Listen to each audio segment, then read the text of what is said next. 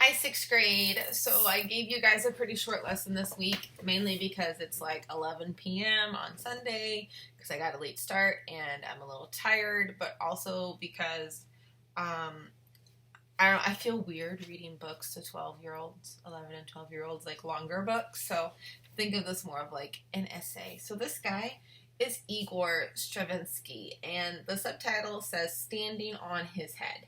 So he was born in Russia in 1882 and died in New York in 1971. He was a Russian American composer, widely considered the most influential of the 20th century, and most famous for his ballets Pastrushka, The Firebird, and The Rite of Spring. So there was the most famous riot.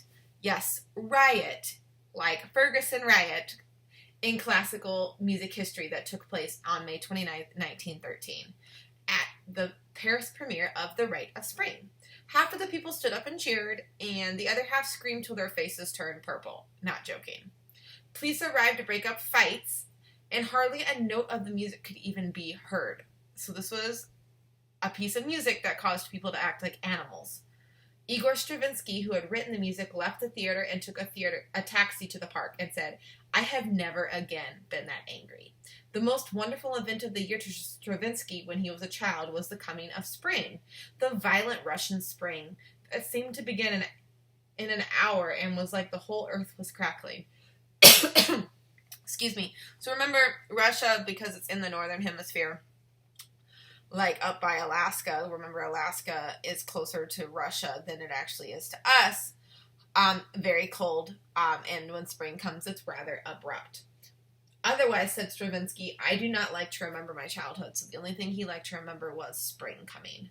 His father was an opera singer and had an uncontrollable temper, and Stravinsky was frightened of him, and nor was he close with his mother. Even after he was famous, she would scold him until he would almost cry for not writing music like the composers that she liked, or his piano teacher, who he liked to call a blockhead.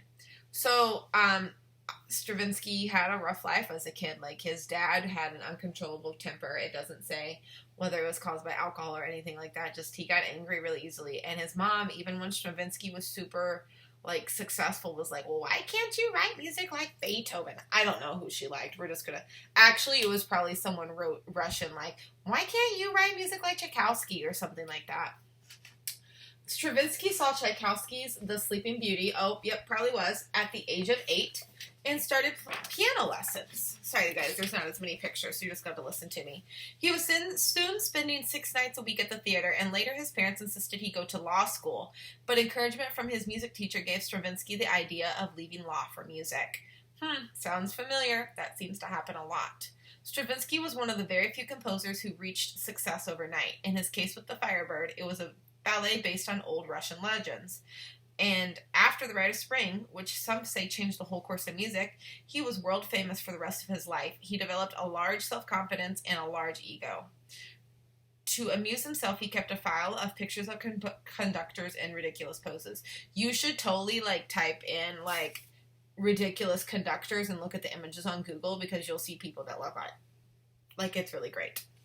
Stravinsky supported himself through composing. When asked about the high fees he charged, he explained, I do it on behalf of my brother composers Schubert and Mozart, who died in poverty. Now, Mozart died in poverty not because he wasn't making money, but because he was spending all his money that he made. So, yeah. Always in search of the quiet he needed to compose, Stravinsky left Russia for Switzerland, and then Paris, and then finally California, where he lived in Hollywood. He married his cousin and childhood sweetheart, Catherine Nosenko. One of their 4 children, Sulima, was a pianist who later toured with his father. After Catherine died, Stravinsky married Verda Sudekin, a painter. My music is best understood by children and animals, Stravinsky claimed. When in a new city, he always visited the zoo first, and he smoked cigarettes in a long holder made of an albatross beak, and his house was full of birds. His work habits were compulsive and neat. His writing desk had carefully arranged erasers, bottles of 5 different colors ink, glittering steel rulers, writing instruments, some of his own invention, and a pile of dictionaries. He knew 4 languages. So here's an example of his little OCD setup right here. When lunch arrived, perhaps rare roast beef, dark bread, and an Italian espresso, Mrs. Stravinsky would clap her hands in the hall beneath his studio, and if he was ready, he would clap his hands too. He relaxed by playing card games, going to the movies, standing on his head. He said it cleared his brain, and sunbathing naked. He wore a battered green beret even to bed and had a vast collection of silk scarves. Superstitious, he always wore sacred metals pinned to his underwear. And when it says sacred, it probably means religious. Stravinsky had many illnesses, including tuberculosis, but he must have been stronger than he seemed because he lived until he was 89 and is buried in the Russian corner of an Italian cemetery. So a little bit eclectic of a guy. Yeah, not as weird, but the reason that I chose Stravinsky is, one, his song Rite of Spring was actually covered in the first Fantasia, which was in the 50s, so the song was about 40 years old, and I figured that would be a good clip to pull for you guys to watch, to kind of, because it is kind of a long and different song. And this is the reason the song's kind of different, is the song sounds very primal. So like the dancers had almost like nude bodysuit kind of things to make them look like they were wearing animal skins and stuff, and the rhythm to it is very hard to count. And part of the reason that there was like the riot is the music was so different than what people had been hearing that like you either loved it or you hated it, and you were offended by anyone else who thought the opposite of you. So, some musical notes on him. In 1940, Stravinsky was the only living composer whose music was used in Walt Disney's movie Fantasia. The Rite of Spring accompanies animated scenes of erupting volcanoes, prehistoric forests, and battling dinosaurs. Stravinsky liked challenges and was always accepting difficult commissions. Commissions is when someone pays you to write a piece of music. He once wrote a piece called Do Not Throw Paper Towels in the Toilet, and also wrote a polka for 50 elephants wearing ballet tutus. Stravinsky was one of the few composers whose complete works were recorded, mostly under his own supervision, thus leaving a guide to how he wished his music to be played.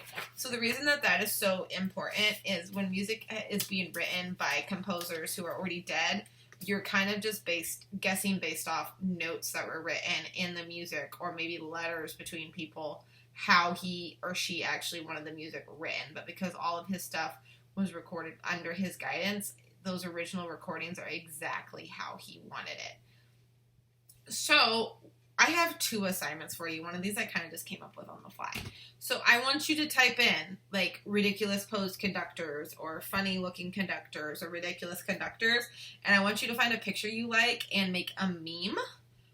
If you don't know how to make a meme, I think it's like memegenerator.com. I can post some for you.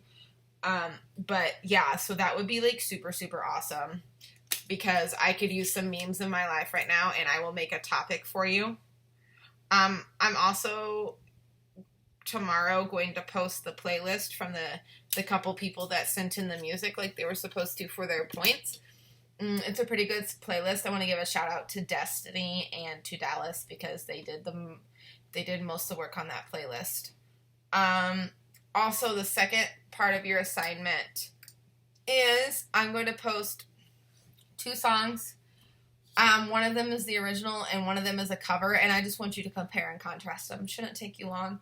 Plus, again, this is about introducing you to new music, which is really what I'm trying to cover right now with this online learning, because it's kind of the best thing we can do right now, you know?